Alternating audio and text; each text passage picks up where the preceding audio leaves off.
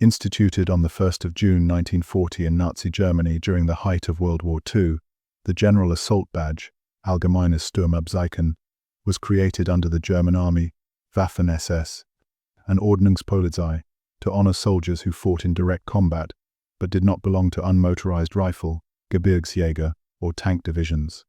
Awarded across the Reich from 1940 onward, it recognized engineers, motorized infantry, artillerymen, anti-tank, PAK, gunners, flak crews, and even frontline medics who braved enemy fire to support infantry and armor.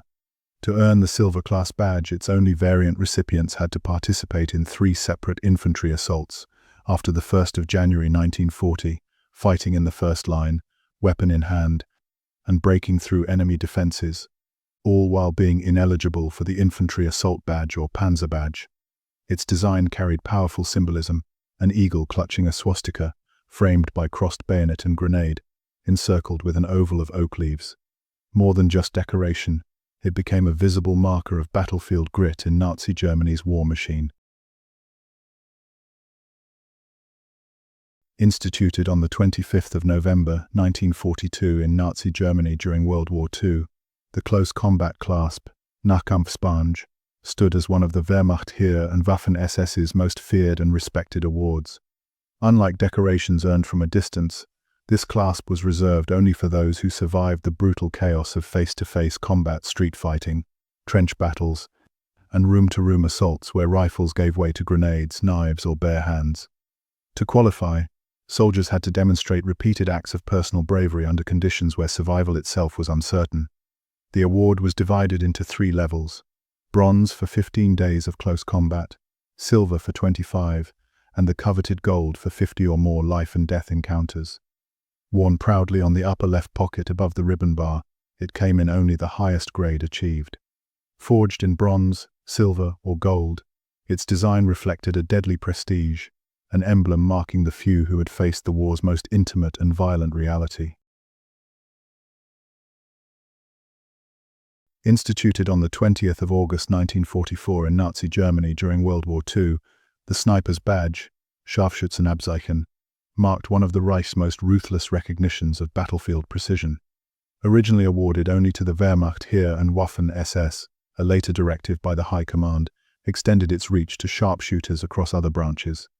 From the 1st of September 1944 onward, every confirmed kill counted, provided it was witnessed, verified by the unit, and excluded close-quarter fighting. The badge came in 3 escalating classes: third class with no cord for 20 kills, second class with a silver cord for 40, and first class with a gold cord for the deadly mastery of 60 confirmed kills.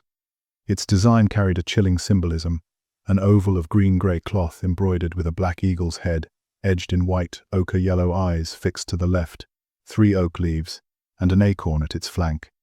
Worn on the right sleeve, it stood not just as decoration, but as an unmistakable emblem of a sniper's lethal reputation. Instituted on the 23rd of October 1942 in Nazi Germany during World War II, the Driver Proficiency Badge, Kraftfahrbewahrungsabzeichen, honored the endurance and skill of Wehrmacht and Waffen-SS drivers, as well as civilians and foreign volunteers serving under German command, though never those of Allied forces. Eligibility was retroactive to the 1st of December 1940, covering service on the brutal Balkan, North African, and Eastern fronts, where trucks, motorcycles, and supply vehicles became lifelines of the Reich's war machine. Qualification required 90 days for motorcycle dispatch riders, 120 for supply drivers, and 135 for other transport roles, with silver awarded upon completion a second time and gold for a third. Exceptionally dangerous missions or feats of driving could shorten this period, yet the badge could be revoked for reckless conduct or poor vehicle care, and it was never granted posthumously. Its design, a 44mm by 41mm laurel wreath encasing a steering wheel, was forged from iron or zinc and worn above the left cuff. Strikingly, as it bore no swastika, veterans of the Bundeswehr after 1945 were still permitted to wear its unaltered form, a rare survival of Nazi-era insignia beyond the war's end. Instituted in July 1841 in Nazi Germany during World War II, immediately after the launch of Operation Barbarossa, The honor roll Clasp, Ehrenblattsponge, emerged as one of the Reich's most selective decorations. Designed in 3 distinct versions for the Army, here, Air Force, Luftwaffe, and Navy, Kriegsmarine, later surviving in denazified forms, it was awarded only to those who had already earned both classes of the Iron Cross, and then gone on to display further distinction in combat. Beyond these feats, the recipient's name had to be formally listed in the honor roll of the German Army, Ehrenblatt der Deutschen Heers.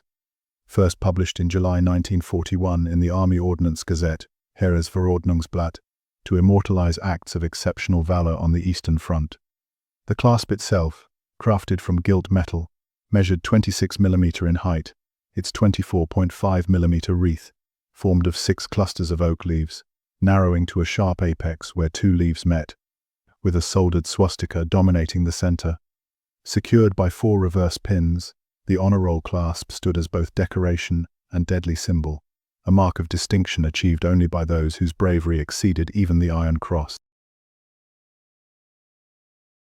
Instituted in April 1941 in Nazi Germany during World War II, the High Seas Fleet Badge, Das Flottenkriegsabzeichen, was created by the Kriegsmarine to honor sailors who served aboard Germany's largest warships, battleships, cruisers, and their vital support vessels for which no other decoration existed.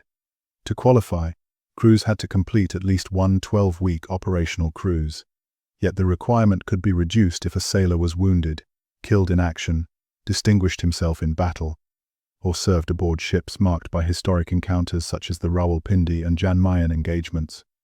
Entire crews of the Scharnhorst and Gneisenau received it for their operational successes, and every sailor aboard the Tirpitz was awarded the badge after its dramatic sinking under British RAF bombs on the 12th of November 1944. Even retroactive recognition was granted for earlier actions against the Royal Navy, ensuring no feat went unnoticed. Its design, a battleship cutting forward through waves, framed by an oval wreath of oak leaves, embodied the power and prestige of Germany's high seas fleet. Instituted on the 1st of April 1941 in Nazi Germany during World War II, the Blockade Runner Badge, Abzeichen für Blockadebrecher, was a Kriegsmarine decoration awarded to crews of warships and merchant vessels, German and Allied, that dared to challenge Britain's stranglehold at sea. Born from the high-stakes naval struggle of the Atlantic, the award recognized those who risked everything to slip past the Royal Navy's blockade and deliver vital supplies to the Reich. Its prestige extended even to civilians and merchant mariners, who received a smaller half-size version for their perilous voyages. Each crossing was a gamble between survival and destruction, where speed, stealth, and seamanship decided fate. The badge's stark design mirrored its purpose, a warship or merchant vessel cutting through the waves, encircled by an unbroken chain, a symbol of defiance against the British blockade and the perilous lifeline it sought to sever. For those who wore it, the badge was not merely an award but proof of survival in one of the war's deadliest gambles. Instituted on the 24th of June 1941 in Nazi Germany by Grand Admiral Erich Raeder, the Naval Artillery War Badge, Kriegsabzeichen für die Marineartillerie, recognized the men of the Kriegsmarine's coastal defense and land-based anti-aircraft units during World War II. Awarded in a single class, it honored both living and fallen sailors, with posthumous recognition granted to those killed in action. The qualification system was point-based, 2 points for independently downing an aircraft, 1 point for shared victories, and half a point for vital support roles such as searchlight operators, fire control personnel, sound locators, or radio men, ensuring every hand contributing to defense was counted. Designed by Otto Platschek of Berlin, the badge featured a laurel wreath of oak leaves, crowned by the German eagle clutching a golden swastika, with a coastal artillery gun set against the grey sea at its center. Early versions were struck from bronze, later nickel, and finally degraded into pot metal as the war waned. Worn low on the left breast pocket of the naval tunic, it became a symbol of grit on Germany's embattled shores. Instituted on the 24th of April 1941 in Nazi Germany during World War II, the Auxiliary Cruiser Badge, Kriegsabzeichen für Hilfskreuzer, was created by the Kriegsmarine to honor the daring officers and men who sailed on Germany's auxiliary cruisers, disguised merchant raiders that prowled the oceans to the Serd, disrupt Allied trade. Awarded also to the crews of supply ships that sustained these long and perilous missions, the badge recognized those who completed a successful large voyage, often lasting months in hostile waters. These voyages were high-stakes ventures of deception and endurance, where German raiders masqueraded as neutral or Allied vessels before striking with hidden weaponry, leaving a trail of chaos across the seas. The design captured this spirit of conquest and myth, a Viking ship sailing boldly above a globe marked with the Northern Hemisphere, all encircled by an oak leaf wreath, a timeless emblem of strength and defiance. To wear it was to bear proof of survival in one of the Kriegsmarine's most audacious naval gambits. On the 19th of November 1944, in the final turbulent year of World War II, Nazi Germany introduced the naval front clasp, Marine Frontspange, as one of the Kriegsmarine's last decorations. Instituted by Grand Admiral Karl Dönitz in Berlin, this bronze clasp was created for officers and enlisted men who had endured prolonged and relentless frontline service across all naval units except the U-boat arm, which had its own separate award. Unlike the standard war badges that marked participation, this clasp was a higher distinction, bestowed only on those whose service or acts of valor surpassed ordinary requirements in the unforgiving war at sea. Its design carried heavy symbolism. Each wing displayed 6 staggered oak leaves, 12 in total, bound by a central wreath that bore an anchor at its base, merging the ancient symbol of steadfastness with Germany's maritime tradition. Worn on the uniform, it was more than decoration. It was a silent testament to endurance and loyalty in the collapsing Reich's desperate naval struggle. On the 10th of January 1941, in the heart of Nazi Germany at the height of World War II, the Commander-in-Chief of the Luftwaffe, Hermann Göring, formally instituted the anti-aircraft Flak battle badge, Flak Kampfabzeichen der Luftwaffe. Created during the escalating air war over Europe, this decoration honored soldiers of the Luftwaffe's Flak artillery, who distinguished themselves in direct combat against enemy aircraft or ground attacks. It was not a mere token of service, but a symbol of proven courage under fire, recognizing those who stood against the deadly Allied bombing campaigns.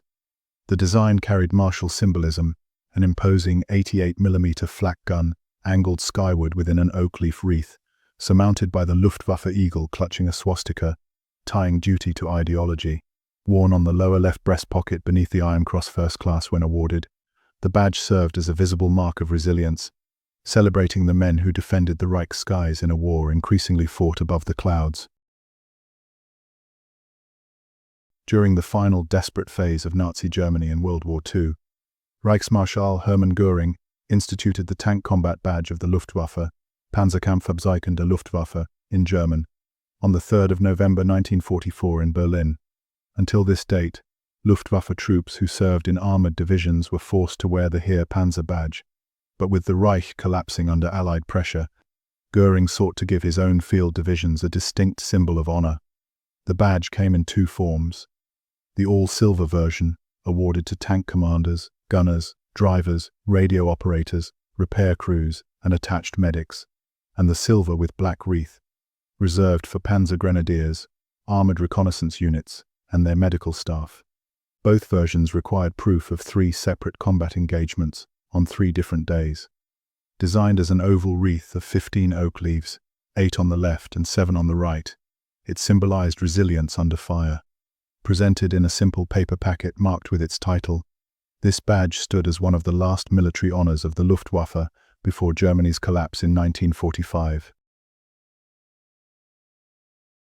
On the 12th of August 1935, deep in the militarized heart of Nazi Germany during the turbulent interwar period, Reichsmarschall Hermann Göring officially instituted the pilot badge of the Luftwaffe, a symbol that fused prestige, propaganda, and the rising power of the Third Reich's Air Force. Unlike many decorations, this badge reveals its own timeline through the very materials it was made, from early examples crafted in fine nickel-silver, aluminium, and plated alloys, while later wartime versions were reduced to lacquered zinc and light alloys, reflecting Germany's desperate wartime economy. Ironically, those fragile aluminium badges, deemed inadequate at the time, are now considered the rarest and most valuable among collectors. Its design was unmistakable, a massive swooping eagle, clutching a swastika in its talons, superimposed on a wreath split into laurel leaves on the left and oak leaves on the right, symbols of victory and endurance. What began as a badge of aviation honor soon became a chilling emblem of how the Luftwaffe projected Nazi power across Europe's skies. During the turbulent years of Nazi Germany, in the shadow of the interwar period and on the eve of World War II, the Luftwaffe created one of its rarest awards, the Retired Pilot Badge. Instituted on the 26th of March 1936 by the Minister of Aviation and Commander-in-Chief, Hermann Göring. This decoration, also called the Flyer's Commemorative Badge, honored those honorably discharged from flying service. Awarded only before the outbreak of war, it was granted to pilots, observers, air gunners, and paratroopers, yet only an estimated 800 were ever produced, making it one of the scarcest badges of the era. Its design was symbolic, a powerful eagle perched upon a rock, mounted on a wreath of oak leaves. The eagle oxidized to a darker tone while the wreath gleamed in polished silver. Early versions were finely crafted in silver and aluminum, while later replacements, unofficial and of inferior quality, lacked the prestige of the originals. Today, it remains a haunting relic of Nazi Germany's militarized skies, a reminder of ambition, service, and a regime preparing for total war. On the 27th of November 1944, as World War II neared its end, Germany introduced the Sea Battle Badge of the Luftwaffe, an unusual award for a nation without aircraft carriers or a naval air branch. Instituted in Berlin, it recognized crews of Luftwaffe supply ships, air, sea rescue launches, and special surface vessels serving in the North Sea, Baltic, Aegean, and Black Sea. Criteria were strict. Supply ship crews required 60 days at sea between 5 degrees and 20 degrees longitude, south of the 60th latitude, or 20 days in Mediterranean waters.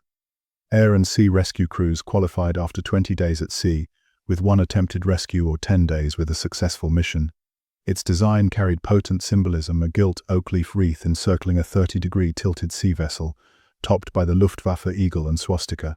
Emerging as Germany's power collapsed, the badge reflected both desperation and the fragmented naval role of the Luftwaffe in 1944. From pilots to sailors, every Nazi badge carried a story of power, propaganda, and survival. If you enjoyed the breakdown, don't forget to like, share, and subscribe for more hidden histories of the world.